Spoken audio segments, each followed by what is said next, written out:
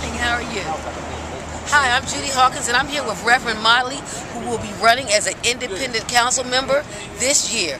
Mr. Motley has been in this neighborhood since 1964, and he has a lot to say about what's going on, especially with no one else in the city to come out and support the people that are here after the carnage that was here yesterday. Mr. Motley. Hi, Judy.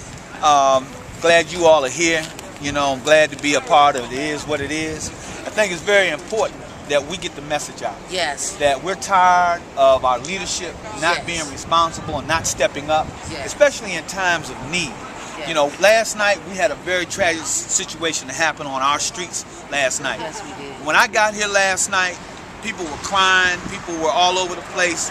Situations, I mean, it was tragic. You had 9 people shot, 4 killed. Not one city leader was present except for our chief of police, who was here. She showed compassion, she showed leadership, she had her staff on point, but none of our elected officials dared to come out and be on South Capitol Street last night. And so I'm concerned that our leadership is not showing leadership. And so I think that with the young people, we looked at the data. Not one of those young people who were murdered last night were over the age of 21. We even had a 16-year-old. We've had the programs in this city cut, just a broad brush cut, with no risk assessments, no program assessments. I mean, I can understand if you have questions about certain people's deliverables and certain people's programs, but don't cut everybody across the board. And this is as a result. The other thing that I have is a problem. Last night, I picked up more information in 16 hours than I think some people have picked up in 3 weeks about what happened, why it happened, who was involved. I've been sharing that information because I think it's time that we as a citizenry step up and say enough is enough. We're not going to allow this to happen in our city anymore. No, we're not. It's time for our city leaders to step up. Yes, it is. The leadership has to. They have not been here.